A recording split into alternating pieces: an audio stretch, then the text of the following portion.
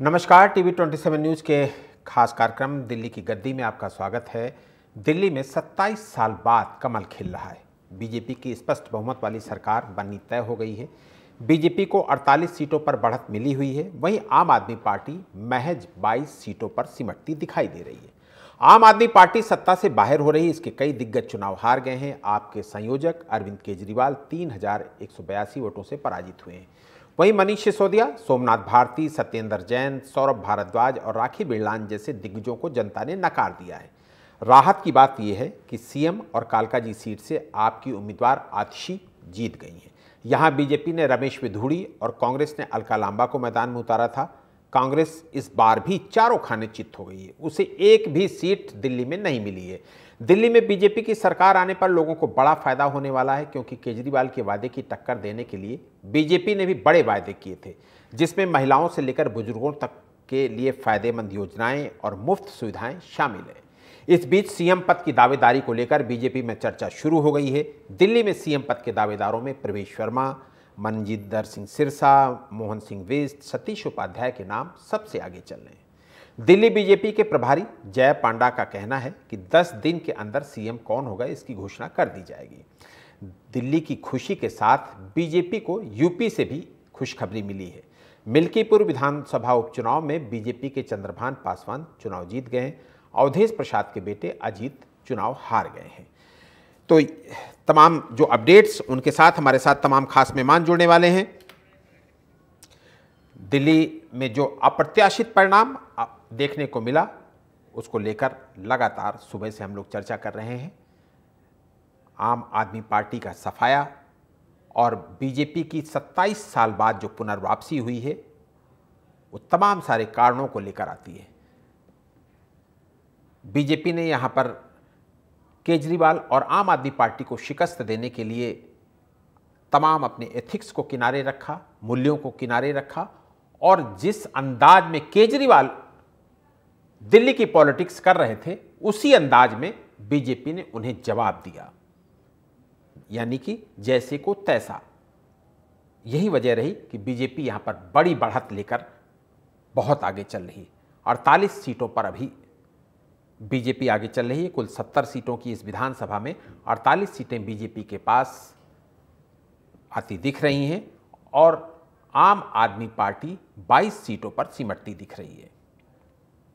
Exit poll ने भी लगभग यही आंकड़े दिए थे, यही फिगर दिए थे, लेकिन उस पर तमाम सवालिया निशान खड़े हो रहे थे। लेकिन ज़्यादातर एग्जिट पोल ने यही कहा था कि इस बार आम आदमी पार्टी सत्ता से दूर रहेगी और बीजेपी का 27 साल बाद सत्ता का वनवास खत्म होगा। तो वही सारी चीज़ें देखने को मिली, यानी कि एग्जिट पोल पर एक बार फिर मोहर लगती दिख रही है। हम लोगों ने पूरे चुनाव के कैंपेन को बहुत करीब से देखा और ये भी देखा कि 2013 में जिस तरीके से आम आदमी पार्टी ने कांग्रेस के खिलाफ भ्रष्टाचार को लेकर एक माहौल तैयार किया था, उसी तरीके से बीजेपी ने भी एक माहौल तैयार किया और ये बताने में कामयाब रहे बीजेपी के लोग, बीजेपी के कार्यकर्ता, कि आम आदमी पार्टी भ्रष्टाचार की बुनियाद पर खड़ी हुई है। और मुझे लगता है कि कहीं ना कहीं दिल्ली वासियों को ये बात समझ में आई, बीजेपी अपने मिशन पर कामयाब रही और सत्ता से आम आदमी पार्टी को बेदखल करने में एक बड़ी सफलता बीजेपी को दिखी। खास बात इस चुनाव की यह भी रही कि इस चुनाव में अल्पसंख्यक सीटों पर, जहां पर कभी भी बीजेपी का खाता नहीं खुलता था, बीजेपी कभी चुनाव में मजबूत स्थिति में दिखती नहीं थी, वहां पर भी बीजेपी ने अपनी जीत दर्ज कराई है। ओखला विधानसभा सीट में पिछली बार यानी कि 2020 के चुनाव में बीजेपी 71,000 वोटों से पीछे थी और इस बार वहां पर जीत दर्ज करा रही है बीजेपी। ये स्ट्रैटेजी, ये रणनीति, बीजेपी की जो मजबूत स्ट्रैटेजी, मजबूत रणनीति का परिणाम रहा कि बीजेपी 48 सीटों पर पहुंच गई। और हमारे साथ तमाम खास मेहमान, जिसमें से पूजा जैन हमारे साथ जुड़ गई हैं, पंकज पांडे हमारे साथ जुड़ गए हैं, पॉलिटिकल एनालिस्ट हैं। पूजा जी और पंकज जी, आपका बहुत बहुत स्वागत करूंगा इस चर्चा में शामिल होने के लिए। पंकज जी, आपको मेरी आवाज़ आ रही है? पंकज जी, एग्जिट पोल पर मोहर मजबूती के साथ लग गई है और बीजेपी का सत्ता का जो 27 साल का सूखा है वो खत्म होता नजर आ रहा है। निश्चित रूप से, और एग्जिट पोल पर कई सवालिया सवाल उठते रहे, आपने भी किया और इस बार भी उठे, लेकिन एग्जिट पोल जैसे महाराष्ट्र के संदर्भ में सही साबित हुआ, हरियाणा के संदर्भ में लगभग सही साबित हुआ, वैसे ही दिल्ली के संदर्भ। और मुझे तो लगता है कई एग्जिट पोल के आंकड़ों से आगे की चीजें हम देख पा रहे हैं, हो सकता है स्थितियां थोड़ी बहुत और आगे पीछे हो जाए।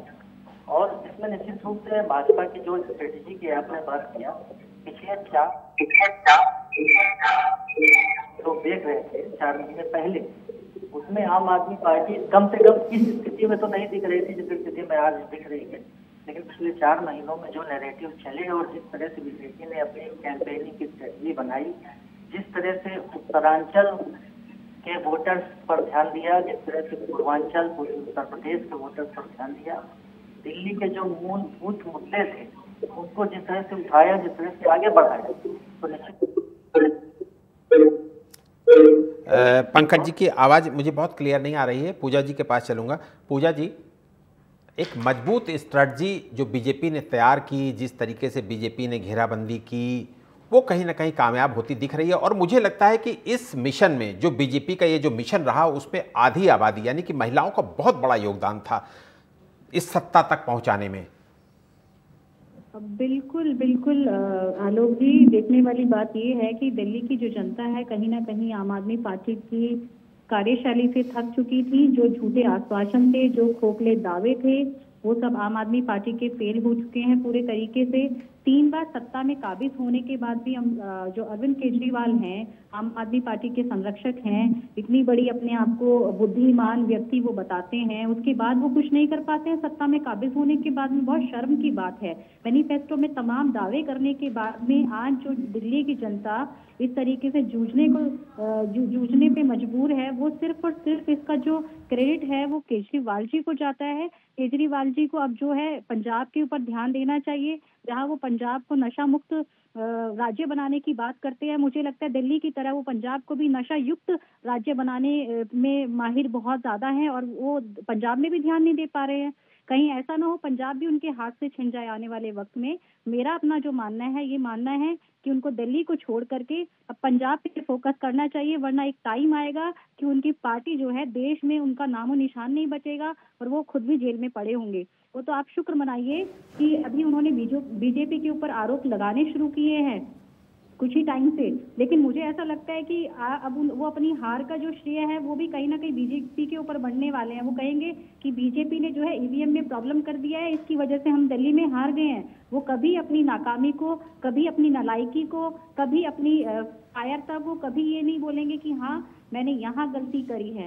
दिल्ली की जनता को उन्होंने खोखले दावे करके, उनको इस तरीके से मजबूर करके कहीं ना कहीं बेवकूफ बनाने का काम किया है। उनको सीधे तौर पे माफी मांग करके पंजाब के लिए अपना बस्ता पैक करना चाहिए। जी बिल्कुल, हमारे साथ अजय पत्रकार जी भी जुड़ गए हैं स्टूडियो में। अजय जी, आपका बहुत बहुत स्वागत करूंगा। अजय जी, आंदोलन से निकली हुई पार्टी आप जैसे ही तैयार हुई वैसे ही इसको सत्ता मिल गई और 11 साल सत्ता में रही। अब सत्ता से बेदखल कर दिया है दिल्ली के लोगों ने, 22 सीटों पर सिमटती दिख रही है आम आदमी पार्टी। इसके भविष्य पर मैं आपसे रिएक्शन चाहूँगा, क्या होगा इस पार्टी का? देखिए, भविष्य आप पार्टी का जो है उसमें कुछ नेताओं का तो भविष्य आप समझ लीजिए काफ़ी दिनों के लिए पीछे चला गया। दोबारा अरविंद केजरीवाल का आ पाना बहुत ही मुश्किल है। दूसरा, मनीष सिसोदिया वगैरह सब लोग काफ़ी पीछे हो गए। आप पार्टी बनी रहेगी। आप पार्टी में चूँकि लोग हैं, कार्यकर्ता हैं, नेतृत्व हैं पंजाब में भी, मगर आप पार्टी का विखंडन होगा, इसमें गुट दूसरे आ जाएंगे। एक गुट आतिशी का होगा, एक गोपाल राय जी का होगा। अभी मेन लड़ाई होगी विधानसभा में आतिशी या गोपाल राय। आतिशी प्रयासरत ज़्यादा रहेंगी और गोपाल राय चूँकि इनके सीनियर लीडर हैं, ज़्यादा जनाधार गोपाल राय के साथ है। अब केजरीवाल का कहाँ, केजरीवाल हार अब भी नहीं मान रहे हैं। हकीकत में केजरीवाल की हार हो गई है। हार की जिम्मेदारी उन्होंने नहीं ली। उन्होंने ये कह दिया कि भाई मैं जनता का जो भी है वो मुझे स्वीकार है और मोदी जी काम करें। जब से उनको पास ये खबर आई कि सचिवालय वगैरह सब सीज किया जा रहा, सारी जांच होगी और चूँकि सभी पार्टियां मान रही हैं, तो अरविंद केजरीवाल का भविष्य वो आप नोट कर लीजिए, वो दिन दूर नहीं जब आप पार्टी, बीजेपी और अकाली दल, इन तीनों का आपसी एक अंदरूनी गठबंधन होगा और ये लोग मिल करके पंजाब की सरकार पे कोई फ़र्क नहीं आएगा, पंजाब की सरकार प्रो मोदी हो जाएगी, ये निश्चित आप समझ लीजिए। अरविंद केजरीवाल और मान की भी बहुत ज़्यादा नहीं पट रही थी, मान उनका सम्मान करते थे चूँकि राष्ट्रीय अध्यक्ष थे। अब खुद अरविंद केजरीवाल अपने पायदान से काफ़ी नीचे उतर चुके हैं। ये हार की वजह, जो लोगों का ये भी कहना है आप पार्टी का, कि हार की वजह केजरीवाल है, केजरीवाल का भ्रष्टाचार है, और यही बात अन्ना ने कही है, यही बात अन्ना ने कही। तो कुल मिलाकर के पूरी पार्टी का हारना, वहीं गोपाल राय कैसे जीत करके आए, सिसोदिया इतनी बुरी तरीके से क्यों हारे, पटपड़गंज से भी बुरी तरीके से हारे, अवध ओझा ने कल रिजाइन कर दिया और अवध ओझा कल काफ़ी मायूस थे। अरविंद केजरीवाल 4-5 रोज़ से बोले नहीं, अभी भी ओवर कॉन्फिडेंस में आप समझ लीजिए। और आतिशी जी ने भी जो बोला है कि मैं जंग जारी रखूँगा, तो सब चीज़ें ऐसी हैं जिससे साफ लग रहा है इस पार्टी। जी बिल्कुल बिल्कुल। पूजा जी, आपसे भी यही जानना चाहूँगा कि चूंकि ये एक ऐसी पार्टी थी, आम आदमी पार्टी एक ऐसी पार्टी थी जो एक व्यक्ति के आसपास ही केंद्रित रहती थी, चाहे वो सरकार में हो या ना हो, पूरी पार्टी का केंद्र बिंदु एक ही व्यक्ति थे और वो थे अरविंद केजरीवाल। अब वो भी चुनाव हार गए, पार्टी तो हारी गई चुनाव, लेकिन अरविंद केजरीवाल भी चुनाव हार गए। ऐसे में आप किस तरीके से देखते हैं इस पार्टी का भविष्य दिल्ली में और देश में? आलोक जी, बिल्कुल क्लैरिटी है। कथनी में और करनी में फर्क अगर करेंगे तो यही खामियाजा भुगतना पड़ेगा जो आज आम आदमी पार्टी को भुगतना पड़ा है। और कोई इसमें संदेह वाली बात नहीं है। केजरीवाल जो है, जिस तरीके की झूठी आश्वासन लोगों को दे करके और उनका मोह हथियाने की कोशिश करते हैं, उनको लगता है कि लोगों को मैं झूठी बातें बोल के, मीठी बातें बोल के फांसने का काम अच्छे से कर सकता हूं, तो उन्होंने किया। आप किसी को एक बार पागल बनाएंगे, 2 बार बनाएंगे, 3 बार बनाएंगे, चौथी बार थोड़ी बना लेंगे। उनके तीनों वचन झूठे निकले। पहली बार आए, 1 महीने के लिए आए, इस्तीफा दिया, चले गए। इमोशनली ब्लैकमेल किया जनता को दिल्ली की, कि ये दिखाया कि भाई मुझे किसी पैसे का लालच नहीं है, मुझे किसी सत्ता का लालच नहीं है, मैं कोई शीश महल नहीं लूंगा, मैं कोई बड़ी गाड़ी नहीं लूंगा, मैं कुछ अवेल नहीं करूंगा। उन्होंने शीश महल क्यों बनवाया? मेरा बस छोटा सा सवाल है, उन्होंने शीश महल किसके लिए बनवाया? वो इतना बड़ा, उसमें दुनिया समा सकती है, इतना बड़ा शीश महल बनवाया, इतने कई लाख रुपए के उन्होंने कर्टेन्स लगवाए, किसके पैसे के लगवाए? जनता के पैसे के लगवाए।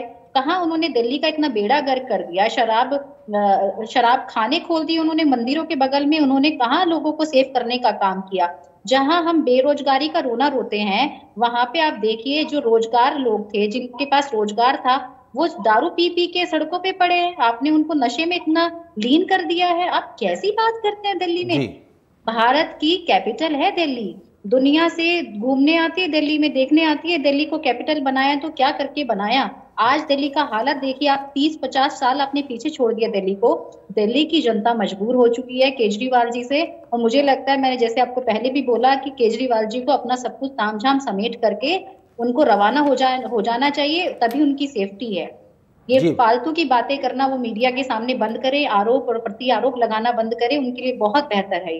जी बिल्कुल। पंकज पांडे जी, इतनी सारी फ्री बीज योजनाएं देने के बाद भी 11 साल से वो व्यक्ति फ्री बिजली, फ्री पानी, फ्री राशन, फ्री रोडवेज यात्रा दे रहा है, उसके बाद भी दिल्ली की जनता ने उस व्यक्ति को नकार दिया। यानी कि दिल्ली की जनता का क्या जमीर जग गया क्या, कि नहीं हमें फ्री की चीजें नहीं चाहिए, हमें तो एक अच्छा प्रशासन चाहिए, सुशासन चाहिए, यहां पर हम आपकी सुविधाओं को नकार रहे हैं?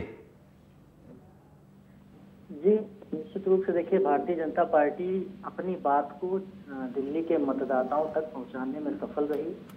और इस चुनाव के पहले तक हम निश्चित रूप से देखते थे कि दिल्ली का मतदाता केंद्र सरकार के चुनाव और विधानसभा के चुनाव में एक अलग अलग दृष्टि रखता था। केंद्र सरकार के चुनाव में वो पूरी तरह से एकजुट होकर भारतीय जनता पार्टी के साथ दिखाई पड़ता था, और राज्य सरकार के चुनाव में केजरीवाल जी की पार्टी निश्चित रूप से उस मतदाता के हृदय के पास। उसके कुछ कारण थे। जो आपने फ्री वाली बातें की, तो फ्री वाली जो चीजें थी उसका असर मतदाताओं तक था, क्योंकि दिल्ली के जो आम मतदाता है, जो आम एक रोज काम करने वाला श्रमजीवी है, उसकी जो समस्याएं हैं वो उन समस्याओं तक केजरीवाल पहुंचे। और इस चुनाव में भारतीय जनता पार्टी भी निश्चित रूप से उन चीजों तक पहुंची है। भारतीय जनता पार्टी ने स्पष्ट किया कि जो भी चीजें चल रही हैं वो समाप्त नहीं की जाएंगी, वो यथावत रहेंगी, बल्कि उससे आगे बढ़कर बातें की गई और उसका असर दिखा। और वही मैं अभी पहले भी कह रहा था कि 4 महीने पहले तक आम आदमी पार्टी की ये स्थिति दिल्ली के चुनाव में नहीं दिख रही थी जो इस दौरान दिखी। तो निश्चित रूप से भारतीय जनता पार्टी ने जो स्ट्रेटजी बनाई और जो भी चीजें आम आदमी पार्टी द्वारा मतदाताओं को प्रदान की जा रही थी या वादा किया गया था, कहा गया था, उस पर कोई अंकुश लगाने वाली बात नहीं कही गई, वह यथावत रखी गई, उससे आगे बढ़कर बातें की गई, उसका असर हुआ और मतदाताओं ने निश्चित रूप से उस चीज को भी ध्यान से देखा जिसको कहकर केजरीवाल जी सत्ता तक पहुंचे थे। अन्ना हजारे का आंदोलन में आपको थोड़ा सा पीछे ले जाऊंगा। उसमें निश्चित रूप से पहली महत्वपूर्ण बात ये थी कि कोई भी राजनीतिक पार्टी नहीं बनेगी, राजनीतिक रूप से हम काम नहीं करेंगे, हम इस आंदोलन को एक आंदोलन के रूप में लेके आगे बढ़ेंगे और देश की राजनीति को सुधारेंगे।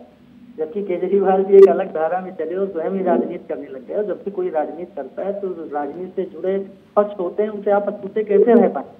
बल्कि दिल्ली की जनता ने पिछले 10 वर्षों में बहुत अच्छी प्रकार से, भली प्रकार से देखा और परखा कि जो राजनीतिक दलों की जो समस्याएं होती हैं, जो कमियां होती हैं, उनको और ज्यादा उनको कंधे पर लेकर ये पार्टी आगे बढ़ी। और पिछले इस चुनाव के दौरान हमने देखा कि भाषा के स्तर पर भी काफी अकुलाहट रही, काफी हड़बड़ाहट रही, लगातार भाजपा के गुंडे शब्द का प्रयोग किया गया। तो ये भी दिल्ली के आम मतदाता को अच्छा नहीं लगा। ठीक है, भारतीय जनता पार्टी से आपका राजनीतिक विरोध था, लेकिन हर भारतीय जनता पार्टी का समर्थक, उसका कार्यकर्ता या उसके प्रति सद्भावना रखने वाला व्यक्ति गुंडा तो नहीं होता है। तो इन सब चीजों का भी असर हुआ और उस असर को निश्चित रूप से परिणामों में हमने देखा। जी ठीक है, ठीक है अजय जी, बहुत इंपॉर्टेंट बात। बीजेपी अब सत्ता के करीब पहुंच चुकी है, सत्ता बनना तय है। मुख्यमंत्री कौन होगा ये 1-2 दिन, 4 दिन, 5 दिन में तय हो जाएगा। हालांकि जय पांडा जी ने कहा कि 10 दिन के अंदर तय कर लेंगे। फिलहाल विषय ये नहीं है कि कौन मुख्यमंत्री होगा, लेकिन सत्ता बीजेपी की है, ये तय हो गया है। अब जो तमाम सारी घोषणाएं बीजेपी की तरफ से भी की गई हैं केजरीवाल को काउंटर करने के लिए, उन घोषणाओं को लागू करना बीजेपी के लिए क्या आसान होगा? क्योंकि बहुत सारी घोषणाएं कर दी गई हैं, वो भी बिजली पानी फ्री देने की बात कर रहे हैं, वो भी निःशुल्क बस यात्रा की बात कर रहे हैं, इसके अलावा तमाम सारी और भी योजनाएं जो उन्होंने घोषणा की, क्या इतना आसान होगा? क्योंकि इसलिए ये सवाल पूछ रहा हूं कि चूंकि जो बाकी राज्य हैं जहां पर बीजेपी की सत्ता है, क्या वहां से आवाज नहीं उठेगी कि मुझे क्यों नहीं? दिल्ली के साथ, दिल्ली को अगर आप दे रहे हैं तो उत्तर प्रदेश में भी तो हमने आपको वोट दिया, उत्तर प्रदेश में हमें क्यों नहीं दिया जा रहा है? ये सारी चीजें देखिए, मैं आपको बता दूं कि कहना नहीं चाहिए केजरीवाल में कुछ भी हो। पहले कलेजा था, केजरीवाल ने जगह वो दिया था शुरू में, बाद में उसी में अनियमितताएं कर ली। बीजेपी में इतना कलेजा नहीं है, किसी भी सूरत पे बीजेपी पार्टी नहीं दे पाएगी। उनके सामने समस्या ये है कि एक तो पीएम इन मामलों में बहुत सख्त रहे। उन्होंने गुजरात की जनता को भी कोई फ्रीबी के लिए स्पष्ट रूप से वो विरोधी भी रहे फ्रीबी के, उनका रहा लोग सेल्फ डिपेंड हैं। आरएसएस की भी अवधारणा है कि फ्री पे ना दे करके लोगों को सेल्फ डिपेंड करिए, स्वावलंबी बनाइए।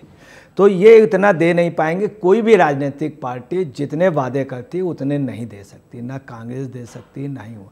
और राज्यों में भी ये इसी तरह से कह करके आए थे, त्रिपुरा में अभी तक नहीं दे पाए, अभी तक त्रिपुरा में नहीं दे पाए।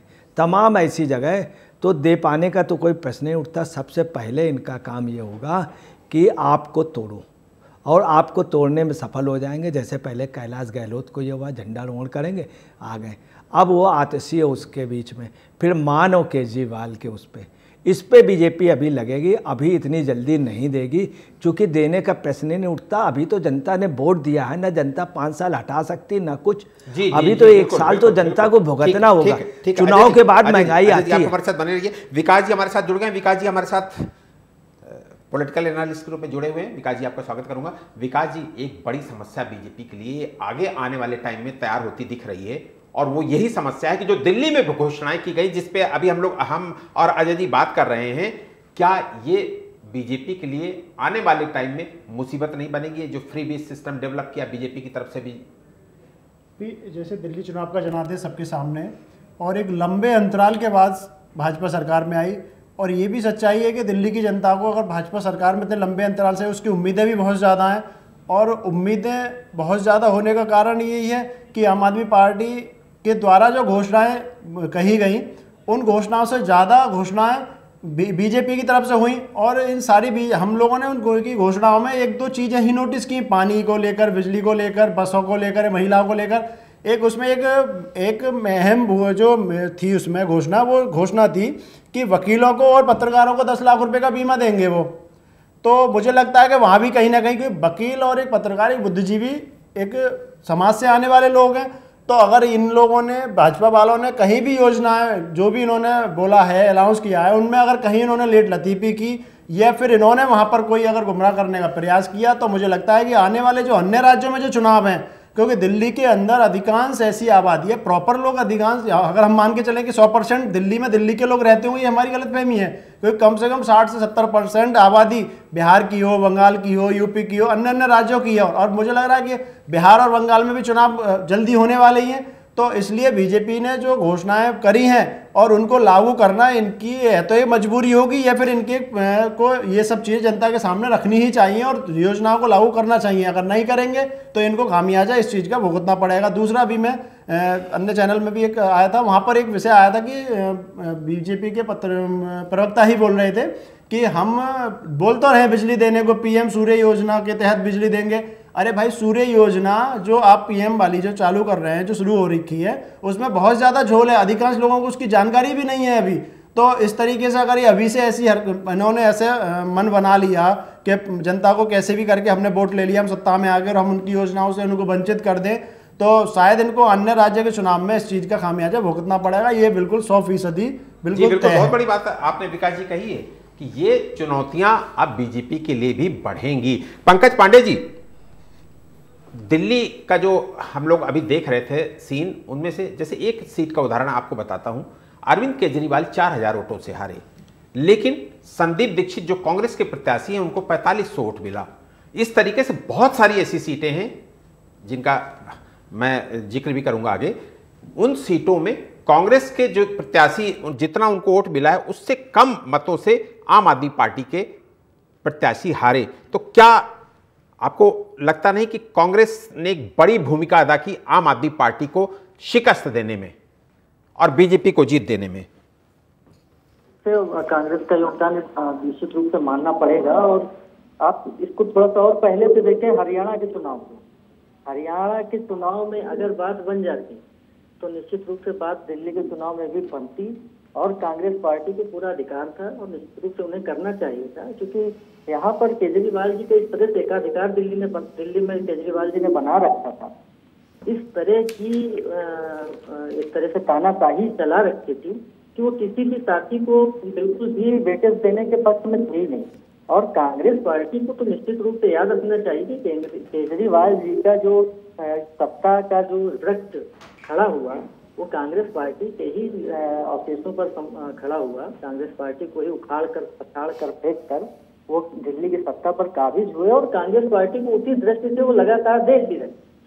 और हरियाणा के चुनाव में अगर केजरीवाल जी थोड़ा सा कांग्रेस के साथ पैचअप हुए होते तो उसका लाभ यहाँ पे कांग्रेस निश्चित रूप से इनको देती। और अगर कांग्रेस साथ में होती तो परिस्थितियां इस तरह की तो बिल्कुल नहीं होती।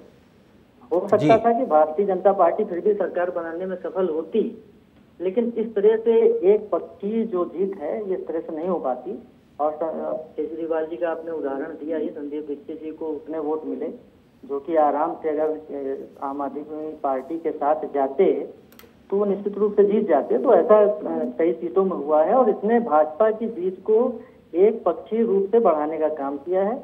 और इसका सबका पूरा उत्तरदायित्व मैं निश्चित रूप से केजरीवाल जी को ही देता हूँ, क्योंकि जिस तरह से उनकी राजनीति में एक तरह की जिद, एक तरह की अकड़, एक तरह का घमंड और तानाशाही का रवैया था, तो कोई आदमी साथ उनके कैसे खड़ा हो सकता था। और जो साथ खड़े हो रहे थे उनकी शर्तों पे खड़े हो रहे थे। तो सीधी सी बात थी कि आपको हमारे साथ आना है तो हमारी शर्तों पर आइए, जैसे हम चाहें वैसे हमारे साथ रहिए। तो इस तरह से उनको सबक जो कांग्रेस पार्टी ने दिया है वो कुछ, देखिए कांग्रेस के प्रवक्ता कुछ भी कहें, नेता कुछ भी कहें, लेकिन कांग्रेस को भी पता था कि दिल्ली में उनकी स्थिति क्या है, बहुत ज्यादा कुछ पाने के लिए नहीं है। लेकिन कांग्रेस का जो ध्येय था वो पूरा हुआ। केजरीवाल जी को उनकी हैसियत कांग्रेस पार्टी ने दिल्ली में दिखा दिया। जी जी, बहुत महत्वपूर्ण बात। पूजा जी, जो हालत कांग्रेस की यहाँ पर हुई, लगता नहीं कि एक बार फिर कांग्रेस का जो केंद्रीय नेतृत्व है वो नकारा साबित हुआ, वो फेल साबित हुआ, वो असफल साबित हुआ? देखिए, कांग्रेस जो है अपने मंसूबों में कामयाब हुई। जो मुझे लगता है, मेरा अपना खुद का जो ऑब्जर्वेशन है, मैं उसके अकॉर्डिंगली यही बता पाऊंगी कि कांग्रेस का मेन मकसद था आम आदमी पार्टी को हराना दिल्ली में, जो उन्होंने बखूबी किया। और कहीं ना कहीं कांग्रेस अगर दिल्ली की सत्ता से बाहर हुई उस टाइम पे, तो उसके पीछे सबसे बड़ा हाथ आम आदमी पार्टी का था, क्योंकि उनको रिप्लेस करने वाली कोई अनदर दल नहीं था, वो आम आदमी पार्टी ही थी, जिसको आज हम आपदा के नाम से बुलाते हैं। वो एक्चुअल में आपदा ही है और आपदा ही साबित हुई है अभी तक दिल्ली में। और पंजाब में भी आप देखिए, वहां पे भी वो आपदा साबित हुई है। कांग्रेस जब दिल्ली में थी, शीला दीक्षित जी जब इसको रूल कर रहे थे, शीला दीक्षित जब यहाँ पर थे बतौर चीफ मिनिस्टर, तो उन्होंने अपने कार्यशैली को बहुत तरीके से निभाया, अपने पद की गरिमा रखी, हर चीज को उन्होंने बड़ी शालीनता से, बड़े ठहराव के साथ काम किया।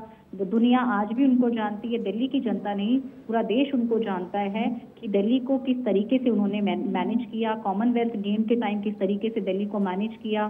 तो शीला दीक्षित जी ने कहीं ना कहीं कांग्रेस की भी एक कहीं ना कहीं पहचान बढ़ाई अपने कार्यकाल में, और अपनी तो जो बनाई वो बनाई और कांग्रेस की भी पहचान बनाई। और कांग्रेस को पिछाड़ने वाली अगर कोई पार्टी थी, वो थी आम आदमी पार्टी। तो आम आदमी पार्टी की हार पे सबसे ज्यादा खुशी कांग्रेस को है। बीजेपी से मुझे ज्यादा लगता है कि बीजेपी कार्यकर्ताओं या बीजेपी पार्टी से ज्यादा जो खुशी है वो कांग्रेस में है आज की डेट में।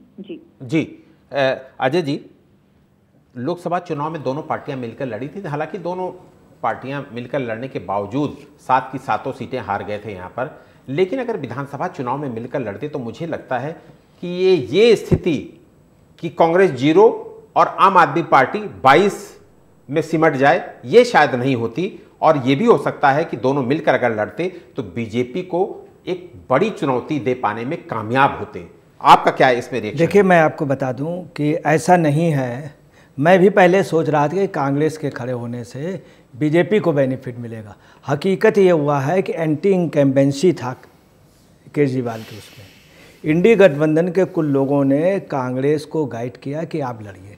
एंटी इनकम्बेंसी जो वोट है वो कुछ वोट भाजपा की जगह कांग्रेस को चला, यही हुआ है। अगर आप दोनों के वोट जोड़ दीजिए तब भी बीजेपी जीत रही है, ये ताजुब की बात आ रही।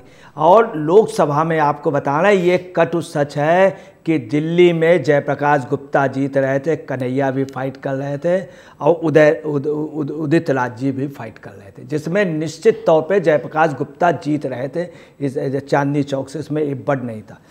गठबंधन से क्या हुआ, आपका वोट नहीं गया। लोग यूपी के लिए कहते हैं कि मानवर काशी राम जी समझौता हुआ था तो कांग्रेस को ब्रेक मिल गया था। बिल्कुल नहीं। अगर कांग्रेस जहां भी शुरू से लेकर लास्ट तक अकेले लड़ी है तो सत्ता उसकी रही या दूसरे के। मध्य प्रदेश से इसका एग्जाम्पल है, राजस्थान एग्जाम्पल है, तमाम स्थान एग्जाम्पल हैं, कर्नाटक एग्जाम्पल है, जब अकेले लड़े।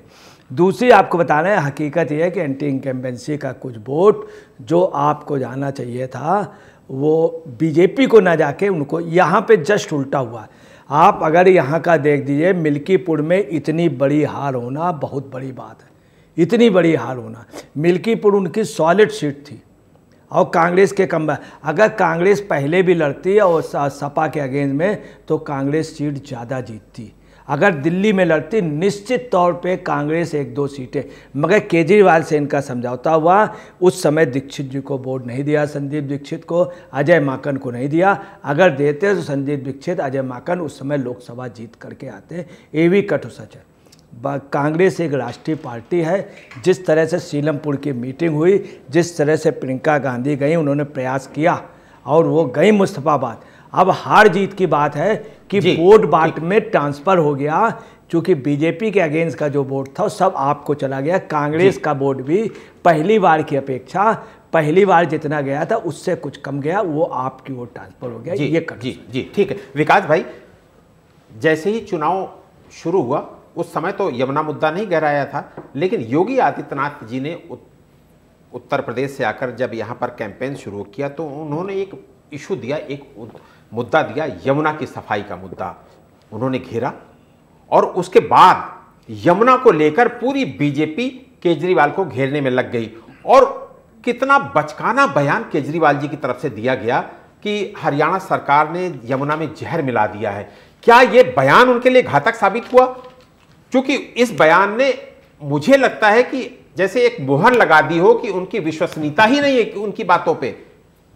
बिल्कुल, आप बिल्कुल सही बोल रहे हैं। मुझे कांग्रेस और अभी मैंने सुना था कांग्रेस और आम आदमी पार्टी जो एक दूसरे का इनका दुख जाहिर हो रहा है, उस पर मैं 2 लाइन बोलूँगा। पहले कि गम रहेगा मिल ना सके पूरी तरह से, कि गम रहेगा मिल ना सके पूरी तरह से, पर सुकून भी रहेगा काश कभी तो मुलाकात हुई। अभी क्या स्थिति है कि अरविंद केजरीवाल जी के संग कई ऐसी घटनाएं घटी इस चुनाव में जो इनके लिए नुकसानदायक रही। हमारी अगर दिल्ली विधानसभा चुनाव को अगर हम देखते हैं तो 26 सीटें बीजेपी 5000 के आसपास वोटों से जीती है, जबकि पिछली बार वो 15 से 16 सीटें 2 से 3000 वोटों के अंतर से हारी थी। तो कहीं ना कहीं बीजेपी ने एकदम ग्राउंड पर जाकर तैयारी की। दूसरा, लोकसभा चुनाव का जैसे परिणाम आया, बीजेपी के प्रवासी कार्यकर्ता रहे हों, बीजेपी के चाहे हर मंडल से लेकर विधानसभा बूथ स्तर तक के जो कार्यकर्ता, लोकसभा से ही विधानसभा की तैयारी करने लगी बीजेपी। और बीजेपी ने सबसे ज़्यादा फोकस उसी विधानसभाओं पर किया जहां 2000-3000 वोटों से ये लोग हारे थे, और उसका परिणाम सबके सामने आया। दूसरा, हरियाणा में के जो बॉर्डर से लगी हुई हमारी दिल्ली की 10 विधानसभा सीट हैं, जिसमें से 7 विधानसभा सीटें बीजेपी जीती। हम सीधे सीधे विलेम कर रहे थे आम आदमी पार्टी वाले कि यमुना जी में जहर मिला दिया दिल्ली वालों के लिए, जबकि उसका काट करते हुए मुख्यमंत्री साहब ने उनको पानी पीकर, जल पीकर वो दिखाया सारी चीज़ें। इसके अलावा जो महिला वोटर जो इनसे कहीं खिसका, जो महिला सशक्तिकरण की बात करते थे, स्वाति मालीवाल जी की घटना, जो एक सीएम हाउस में उनका ही अपना पीए विभव कुमार के द्वारा जो घटना होती है और वो जग जाहिर हुई, और उस घटना के बाद भी केजरीवाल जी की इतनी हठधर्मिता रही कि वो विभव कुमार का ही पक्ष लिया उन्होंने, जबकि स्वाति मालीवाल जी का कोई पक्ष नहीं लिया। इसी के साथ अगर हम अभी योगी जी की बात करें तो हमारी 21 सीटें जो 13 सीटें जो यूपी बॉर्डर से लगी हुई हैं। और यूपी बॉर्डर, यूपी का मतलब योगी आदित्यनाथ, योगी अगर उत्तर प्रदेश को देखा जाए कहीं भी तो उत्तर प्रदेश में जो भाजपा सरकार योगी जी के कोऑर्डिनेशन में वहाँ काम हो रहा है, वहाँ सारी चीज़ें मुझे लगता है अधिकांश चीज़ें सामान्य हैं। सबसे पहले वहाँ गुंडा राज के नाम से भी यूपी जानी जाती है कि अगर यूपी, अरे भाई गुंडा है, कहीं ऐसा ना हो गाड़ी छीन ले, कार छीन ले, ऐसी भिन्न भिन्न घटनाएं होती, महिलाओं को निकलना बड़ा दोवर था। तो वहाँ योगी जी का इस दिल्ली चुनाव में आना और उन 13 में से 8 सीटें जीतना, ये भी कहीं ना कहीं बीजेपी को एक फायदेमंद रहा। और बीजेपी ने इस बार दिल्ली चुनाव को लेकर बिल्कुल और अच्छे मन से तैयारी की। ऐसा कोई भी पॉइंट नहीं छोड़ा जहां उनको जी बिल्कुल कि कहीं कोई लगता हो कि हर जाति के लोग। दूसरा, जाट बाहुल्य 7 सीट दिल्ली के अंदर जो बीजेपी को मिली, कितने 360 गांव लगभग बीजेपी के पक्ष में वोट हुआ। दूसरा, वाल्मीकि सीटें 4 सीट वो बीजेपी को मिली। बीजेपी ने हर जाति के नाम पर, हर जाति के बड़े नेता अपने लोगों को बिल्कुल बूथ स्तर तक लगाकर जी तोड़ मेहनत की, जिसका परिणाम सबके सामने था। और आम आदमी पार्टी के साथ कहीं ना कहीं इनकी जेल यात्रा हो, जो भ्रष्टाचार हम खत्म करेंगे, ये 2 चीजें इनको खा गई। और शराब नीति ने तो इनको बिल्कुल ही खत्म कर दिया, जो एक बोतल के साथ हम दूसरी बोतल देंगे। और ये स्थिति भी है कि अगर किसी परिवार में अगर एक व्यक्ति शराब पीने वाला हो जाए, उस परिवार की क्या स्थिति होगी सबके सामने जग जाएगी। बिल्कुल बिल्कुल, आपने बहुत इंपॉर्टेंट बात कही। मैं पंकज जी से वही आपकी बात पर ही एक सवाल ले रहा हूं। पंकज जी, विकास जी की बात आपने सुनी कि भ्रष्टाचार के मामले पे घिरते गए। ये वो भ्रष्टाचार की कहानी है जो 2013 में आप पार्टी ने शुरू किया था और ये कहा कि शीला दीक्षित सरकार भ्रष्ट है, भ्रष्ट है, भ्रष्ट है। ऐसा प्रोपेगेंडा खड़ा किया कि उसके बाद ये सत्ता में आ गए। 3 बार सत्ता हासिल की इन केजरीवाल और आम आदमी पार्टी ने। ये लगता है कि मुझे बीजेपी समझने में लेट कर गई। बीजेपी इस बार इस चुनाव में समझ पाई कि इस मुद्दे पर घेरना है तभी सत्ता मिलेगी। और इस बार हम लोगों ने देखा कि पूरा फोकस भारतीय जनता पार्टी का एक ही चीज पर था कि केजरीवाल और उनके समस्त साथियों और आम आदमी पार्टी को भ्रष्टाचार के मुद्दे पर घेरो। मुझे लगता है कि बीजेपी कामयाब हुई उस पर, और घिरने के बाद दिल्ली की जनता को यह समझाने में बीजेपी कामयाब रही कि ये इनका ये चरित्र है, इनके पास इनके ये ऊपर ये एलिगेशंस हैं, ये आरोप हैं, और उसका परिणाम बीजेपी के पक्ष में गया। निश्चित रूप से देखिए, कुछ मुद्दे तो थे। एक मुद्दा तो भ्रष्टाचार का था। आम आदमी पार्टी ने पिछले 10 वर्षों में आम आदमी पार्टी की सरकार द्वारा जो भी भ्रष्टाचार व्याप्त रहा दिल्ली में, उस पर एक मुद्दा बना। मुख्यमंत्री रहते हुए केजरीवाल जी देश जेल गए। पूरे देश ने इस घटनाक्रम को देखा।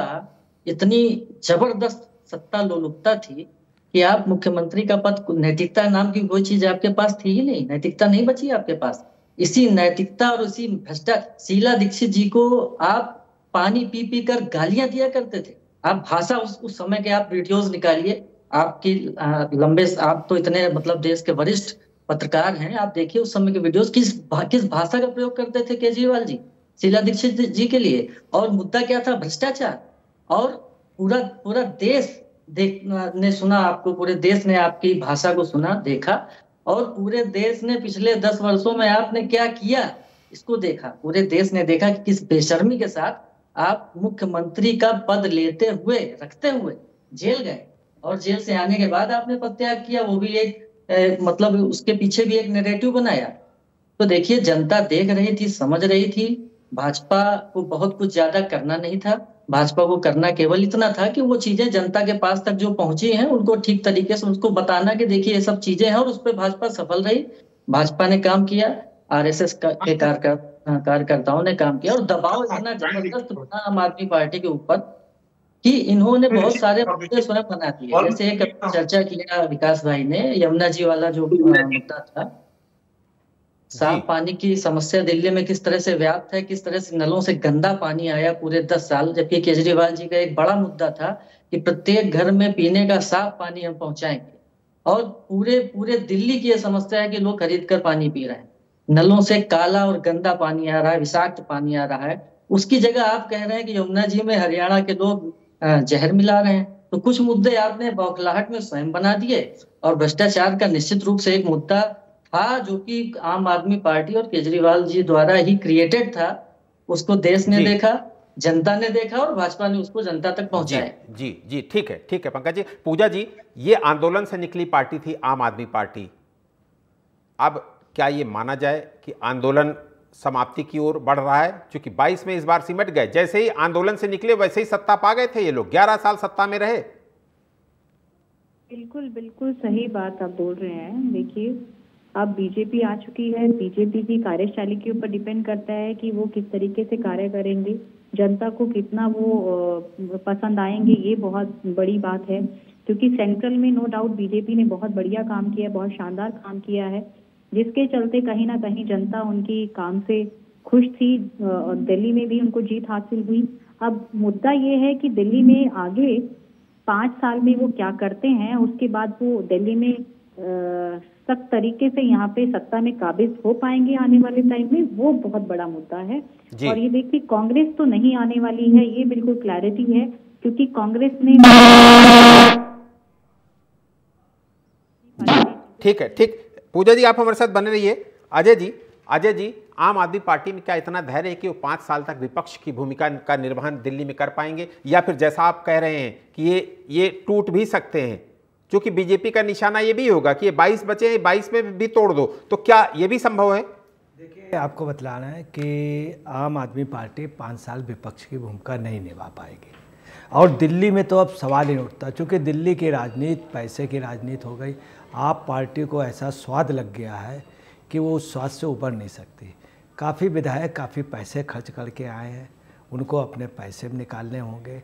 बगैर सत्ता और बगैर दिल्ली में सत्ता के और बगैर शासन प्रशासन के सहयोग से और विधायकों का रह पाना भी मुश्किल है। 8 अगर मान लीजिए इनके 22 में से 10 विधायक भी टूट जाते तो भी इनकी सत्ता हिलने की पोजीशन हो। आपको बता रहे अभी 5-6 विधायक खुल करके इनके खिलाफ है। इनके विधायकों की परसों नरसों से ही शुरू हो गई थी। इसीलिए मैं आपको बतला रहा हूँ, सायदरा से क्या बयान दिया है संजय सिंह ने, सिसोदिया और केजरीवाल ने, कि सायदरा सीट हम भारी बहुमत से जीत रहे हैं। सिर्फ 1 सीट के लिए बोला था, इसलिए कि संटी पे इनको डाउट था। संटी दूसरी पार्टी से आए थे, इन्होंने अपने ही व्यक्ति को उनकी उपेक्षा करके विधानसभा अध्यक्ष करके संटी को दिया था। अवध ओझा की भी यही पोजीशन थी, अब तो परिणाम आ गए। अवध ओझा भी इनके खिलाफ, या तमाम लोग इनसे रुष्ट हो गए जो किनारे हो रहे हैं। तमाम विधायक आज की पोजीशन ये है। मैं आपको बता रहा हूँ, मैं आप पार्टी कार्यालय गया था, तो जब इनका बयान आया है केजरीवाल जी का कि मैं पानी बिजली इनकी मैंने बहुत अच्छी व्यवस्था दी और एजुकेशन की, तो वहाँ के कार्यकर्ता कुछ सभासद बोले अब ये नगर निगम भी निपटा देंगे, निगम को भी निपटा देंगे, डीएमसी को भी। हकीकत है तमाम इनके कॉरपोरेटर आज की डेट में, अभी की डेट में नगर निगम में ये अल्पमत में हो गए, अल्पमत में हो गए। इनके विधायक निश्चित टूटेंगे और बीजेपी इस मामले में शरद पवार जैसे बोल्ड व्यक्ति के पूरी पार्टी तोड़ देना, चुनाव चिन्ह ले लेना, छीन लेना, एक प्रकार से पार्टी का सिंबल, पार्टी कार्यकर्ता, शिवसेना जैसी पार्टी का सब कुछ छीन लेना, यही नहीं जाने कितनी पार्टियों का। आप तो बहुत छोटी है, आपकी तो स्थिति ये है कि केजरीवाल ने कही है परसों तुरंत मीटिंग बुलाई, कल तुरंत मीटिंग बुलाई, उसके घर में जब उनके पुलिस गई तब उन्होंने सबको फ़ोन किया, तब लोग नहीं है। अब इस समय आपके नेता केजरीवाल की लोग उन्हीं के विधायक नहीं माने, पार्टी को निश्चित आप तोड़ लेगी, पंजाब में भी तोड़ेगी, मगर पंजाब में आपकी सरकार रहेगी, आपका स्वरूप बदल जाएगा, एक आप मान हो जाएगी और एक केजरीवाल। जी बिल्कुल बिल्कुल। आशीष जी आपका बहुत बहुत स्वागत करूंगा, बहुत लेट आप शामिल हुए हमारी इस चर्चा में। लेकिन आशीष जी, जब प्रधानमंत्री नरेंद्र मोदी गुजरात के मुख्यमंत्री थे तो एक गुजरात मॉडल डेवलप हुआ और वो गुजरात मॉडल देश के अन्य राज्यों में पहुंचा और ये कहा कि गुजरात मॉडल में हम इतना अच्छा बेहतर कर देंगे, राज्य को ऐसा कर देंगे, वैसा कर देंगे। थोड़े दिनों बाद जब ये सत्ता में आए, 2013 में जब केजरीवाल सत्ता में आए, तो इन्होंने धीरे धीरे करके एक दिल्ली मॉडल डेवलप किया और ये कहा कि हम फ्री बिजली देंगे, फ्री पानी देंगे, शिक्षा और स्वास्थ्य को बेहतर करेंगे, हम और भी तमाम सारी सुविधाओं को जोड़ते हुए इन्होंने एक दिल्ली मॉडल विकसित किया और उस दिल्ली मॉडल के भरोसे 3 बार ये सत्ता में आए, 11 साल सत्ता में रहे। क्या दिल्ली की जनता ने दिल्ली मॉडल को नकार दिया? देखिए, बिल्कुल आपने सही कहा, दिल्ली की जनता ने दिल्ली मॉडल को नकारा तो नहीं है, क्योंकि अगर भारतीय जनता पार्टी की अपनी राजनीति करने के तौर तरीके होते तो अरविंद केजरीवाल के आयाम पे अपनी घोषणा पत्र को नहीं बनाते। उन्होंने सभी उन्हीं आयामों को छुआ है जो अरविंद केजरीवाल चलाते आ रहे थे। उन्होंने ऐसा कुछ नया योजना लेकर नहीं आने का प्रयास किया है कि उनको लगे कि नहीं, भारतीय जनता पार्टी जो कार्य करती थी वैसा कुछ कर रही है, जो गुजरात मॉडल से जो कार्य करती है वैसा करती है। दिल्ली में उन्होंने अरविंद केजरीवाल के ऊपर ही काम किया है और अरविंद केजरीवाल की हारने की वजह है अरविंद केजरीवाल को तो दिखता हुआ बिल्कुल नजर आ रहा है, क्योंकि भारतीय जनता पार्टी अगर आज इतनी सीटों पर पहुंची है तो एक तो उसमें कांग्रेस का योगदान तो है ही, क्योंकि ऐसी बड़ी मार्जिन से सीटें नहीं जीती हैं और ना ही 60+ सीटें जीती हैं कि ये हम कह दें कि 10 साल 15 साल बाद भी बीजेपी अगर ये आम आदमी पार्टी को पछाड़ने में, मोदी जी के बाद भी उनको पीछे करने में, आज सत्ता में आने में आ गई है, तो उनको 60+ सीटें आई हैं। ऐसा भी नहीं हुआ है, 50 के पास पहुंच रही है। तो यह कहा जा सकता है कि भारतीय जनता पार्टी ने जो राजनीति की वह उनकी राजनीति वैसी नहीं थी कि वो अपने बदौलत जीते हैं। वो अरविंद केजरीवाल की नाकामी, उन्होंने जो जनता को जो वादे दिखाए थे, लोकपाल, बेरोजगारी और भ्रष्टाचार, और सबसे अंत में जो सभी लोगों ने कहा शराब नीति होती, बड़ी प्रबल नीति थी शराब नीति, और शिक्षा का जो ढिढोरा पीटा और स्वास्थ्य के लिए क्या किया, बस ढिढोरा पीटने का काम किया था अरविंद केजरीवाल।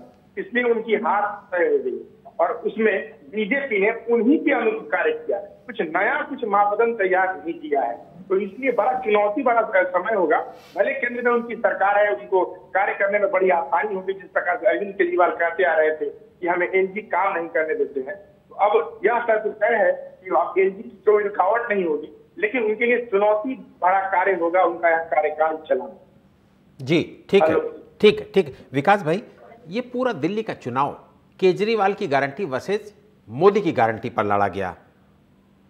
मुझे लगता है कि दिल्ली की जनता ने ये मुहर लगा दी कि नहीं, केजरीवाल की गारंटी पे हमें भरोसा नहीं है, देख लिया हमने 11 साल, मोदी की गारंटी पर हमें भरोसा है। हाँ, ये बात से हम लोग सहमत हैं और ये मानना भी पड़ेगा कि केजरीवाल जी की जो गारंटी थी वो वही गारंटी थी लगभग पिछली वाली, सेम वही था, पानी जल ये सब चीज़ें। इस बार मुझे लग रहा बढ़ाया था वो, उन्होंने संजीवनी योजना बढ़ाई थी, जबकि संजीवनी योजना इनको अगर करना ही था केजरीवाल जी को, जो जितना मेरा व्यक्तिगत अनुभव था इसमें, कि उनको कम से कम ये अगर 1 साल पहले लॉन्च कर देते जिससे जनता को कहीं लाभ होता। और इससे बीजेपी ने उसको इतना हाईलाइट कर दिया कि संजीवनी योजना वर्सेस आयुष्मान योजना, और इससे भी जनता में मैसेज गया कि कहीं ना कहीं आम आदमी पार्टी अपने व्यक्तिगत हित के कारण जनता के हित को समाप्त कर रही है। दूसरा, इसके अलावा अगर देखा जाए महिला सम्मान की जब इन्होंने जब लॉन्च किया था, 1100 रुपये हम पहले देंगे, 1000 रुपये बाद में, ऐसे अगर कंबाइंड 2100 रुपये देने का विषय था। उसी दौरान प्रवेश वर्मा जी ने अपनी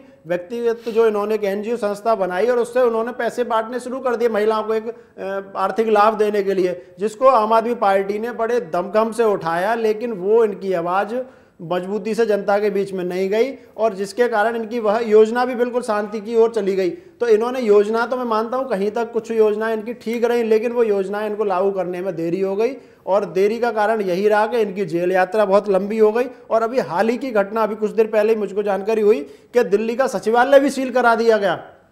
दिल्ली सचिवालय सील कर दिया, कहीं ऐसा ना हो कि फाइलें इधर उधर ना हो जाए। तो मुझे लग रहा है कि कोई ना कोई ऐसा सरकार बनने के बाद कोई ऐसा नया कांड ना खुल जाए जिससे कि केजरीवाल जी को पुनः जो है वनवास लंबे समय के लिए हो जाए। तो इन सब चीजों को देखो, और दिल्ली के नतीजे ये साबित करते हैं कि विनम्रता ही टिकाऊ पूंजी है दिल्ली चुनाव की, अहंकार पतन का कारण है। क्योंकि केजरीवाल जी ने ये बात कई बार बोला था कि अगर मुझे हराना है तो मोदी जी को दूसरा जन्म लेना होगा, और मुझे लग रहा है कि वो दूसरा जन्म तो नहीं, 2-4-6 महीने की बात है, और उनके सामने हार का ठीकरा सबके रिजल्ट उनके सामने आया हुआ है आम आदमी पार्टी का। जी बिल्कुल। अजय जी, आम आदमी पार्टी जैसे ही दिल्ली में सत्ता में आई, उसके बाद से हम लोगों ने देखा है कि इसका तेजी से विस्तार हुआ और धीरे धीरे करके ये राष्ट्रीय पार्टी बन गई।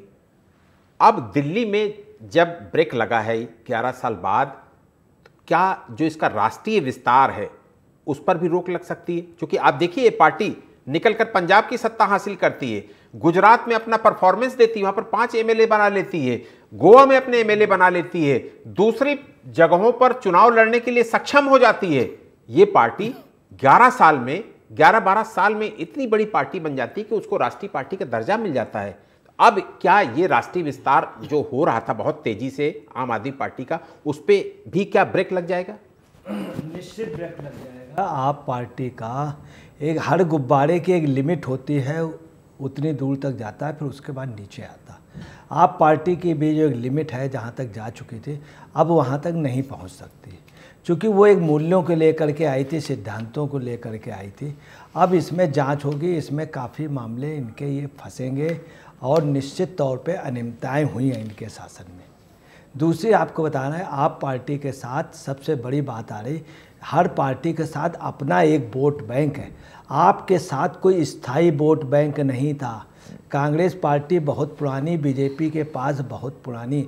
अगर वो कश्मीर की समस्या कहते हैं तो 1925 से फिर 1948 से लेके अभी तक उनके यहाँ कश्मीर हमारा, इस पे वो बाकायदे प्ले करते हैं, लड़ते हैं। जी। तो ये आपको बताना है, आप पार्टी का भविष्य निश्चय अंधकार में। दूसरा, बड़ी मछली छोटी मछली को खा जाती है। जी बिल्कुल। अब अभी तक थोड़ी सी बड़ी मछली थी, इसलिए अब भाजपा जैसे लोग या भाजपा जैसी पार्टी, इनको हम आपको बता रहे हैं, इनको कांग्रेस भी अपने में इनके नेताओं को शामिल करेगी जो अच्छे हैं, बीजेपी भी शामिल करेगी, पार्टी बिखर सकती है। आप पार्टी निश्चित बिल्कुल। आशीष भाई, क्या ये आम आदमी पार्टी का ओवर कॉन्फिडेंस था कि उनको पता ही नहीं चला कि धरातल में उनकी क्या स्थिति है? बिल्कुल, ये अभी सभी लोगों ने कहा और दिख भी रहा था, उनका अहंकार अब दिखना चालू हो गया था, उनके शब्दों में अहंकार आ रहा था। तो अहंकार का पतन तो सर्वविदित है कि होना ही है, तो कोई रोक नहीं सकता है। और उनकी जो कार्यशैली थी, सबसे पहले हमेशा याद हमें सभी लोगों को रखना है, वो जो चीजें कह के आए थे सत्ता में, इसलिए आए थे, उन्होंने वो कार्य नहीं किया।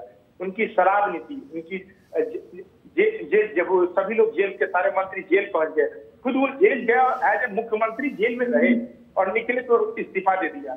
यह किस प्रकार की राजनीति उन्होंने की? आज तक कोई ऐसी राजनीति नहीं किया था।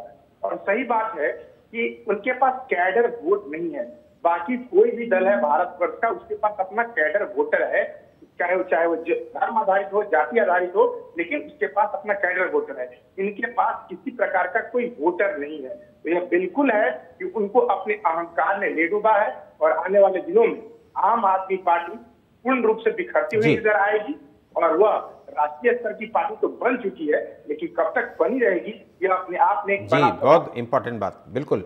पूजा जी, जब आम आदमी पार्टी सत्ता में थी ऐसी स्थितियां बनी कि उसके मुख्यमंत्री भी जेल चले गए, उसके डिप्टी सीएम भी चले गए, उसके कई सारे मंत्री भी जेल चले गए, अब तो सत्ता से बेदखल हो गए। ऐसे में आम आदमी पार्टी के लिए तो स्वाभाविक है, मुश्किलें बढ़ना स्वाभाविक है। ऐसे में मुझे लगता है कि आने वाला जो वक्त है आम आदमी पार्टी के लिए वो और भी कठिन हो सकता है।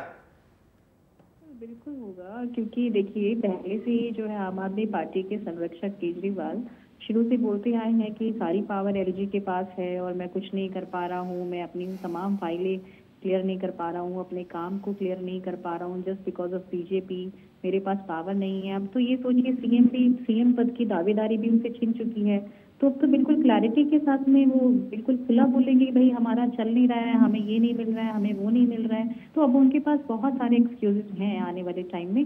भले ही उन्होंने बड़े शालीनता के साथ में पब्लिक डोमेन में ये बोला है कि बीजेपी जो है अपने काम को बहुत अच्छे से करे और उनको बेस्ट विशेष दे दिया है पहले से ही, लेकिन आने वाले टाइम में हम देखेंगे कि आरोप फिर दोबारा से कंटिन्यू रहेंगे, कंसिस्टेंसी बनी रहेगी, चीजें कहीं भी चेंज नहीं होंगी।